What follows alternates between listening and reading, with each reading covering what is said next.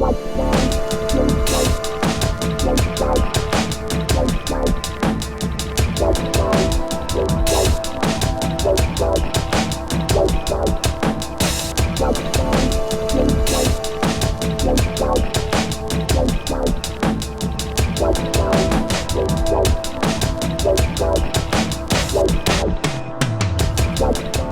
tema que voy a tratar es la capacidad de los contratantes.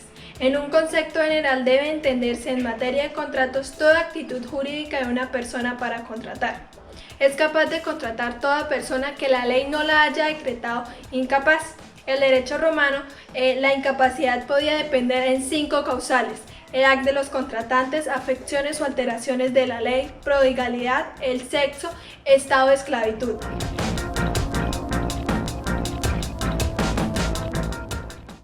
El derecho romano dividía la edad de las personas en 4 etapas: infancia, pubertad, mayor de 25 años. La primera infancia, que está incluida en un periodo que va hasta los 7 años. Durante este periodo, el infante no tenía capacidad para contratar. Sus actos y contratos carecían de valor legal o absolutamente nulos. Lo que hay en este caso es falta de conocimiento por parte del menor, por cuanto su edad no le permite prestar su conocimiento con plenitud de los requisitos para que sea válido. Uno de los requisitos para que el consentimiento sea válido está en que el infante tenga un conocimiento pleno del objeto del contrato, y al no tener el conocimiento del derecho romano lo considera incapaz.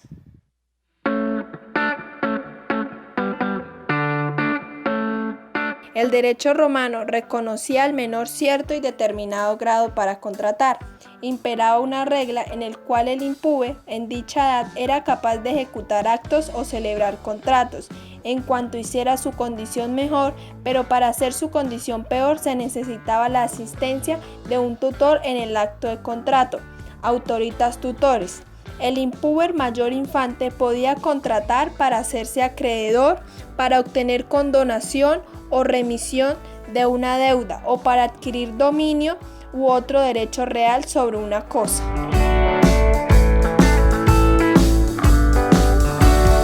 Es plenamente capaz de contratar, pero tiene ciertas limitaciones. Podían pedir un curador para ciertos negocios, en el cual era una especie de consejero que no mermaba la capacidad del menor. En la época de Marco Aurelio se generalizó que el menor podía pedir un curador permanente para toda clase de actos y contratos. La curatela era dada para inspirar confianza a las personas que quisieran contratar con el menor de 25 años y mayor de 14. Esta curatela era potestativa del mayor de 14 que a ella quisiera someterse.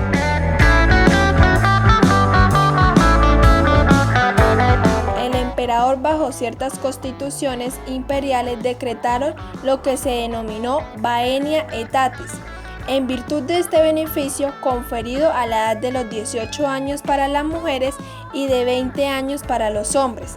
El menor bajo curatela quedaba plenamente capaz antes de cumplir los 15 años y cesaba completamente las funciones de curador.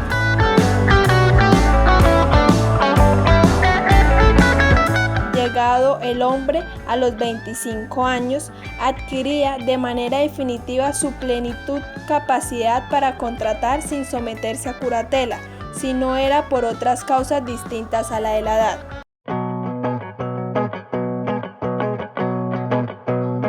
Para los efectos de una incapacidad civil por causas de alteraciones, afecciones o anomalías mentales, el derecho romano habla sobre 2 formas: los furiosi y los mentecapti. Los primeros eran los que se hallaban por completo privados de la razón, tuvieran o no intervalos lúcidos. Los mentecapti eran aquellas personas que, sin estar totalmente privadas de la razón, padecían ciertas afecciones mentales que las colocaban en incapacidad física para discernir en la medida suficiente para realizar un acto jurídico. Ambos eran incapaces de contratar y debían estar provistos de un curador que administraba su patrimonio, toda vez que al consentimiento de aquellas personas le faltaba un requisito esencial: el conocimiento pleno del objeto, en las consecuencias del acto o contrato. En una palabra, aquellas personas eran incapaces porque no podían válidamente consentir. Dentro de las incapacidades estaban incluidos los sordomudos decretados por el pretor.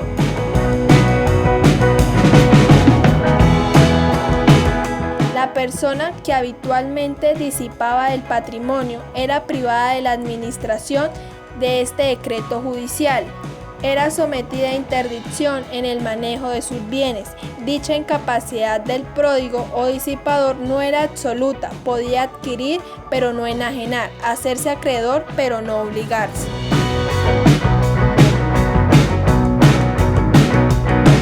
En los primeros siglos de Roma, la mujer fue considerada por razón de su sexo como relativamente incapaz y se hallaba sometida a tutela perpetua.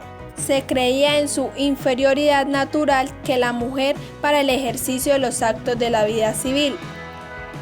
La incapacidad bajo tutela no era absoluta, sino los actos de enajenación y los contratos de los cuales pudiera obligarse era incapacidad semejante a la del impúber de mayor infancia y se hallaba sometida a los mismos principios generales. Si la mujer se hallaba sometida a patria potestad in manu respecto del marido, su incapacidad para enajenar u obligarse llegaba a ser absoluta, por cuanto no tenía tutor que pudiera ratificar el acto o el contrato, no había medio del cual llegara a validarse.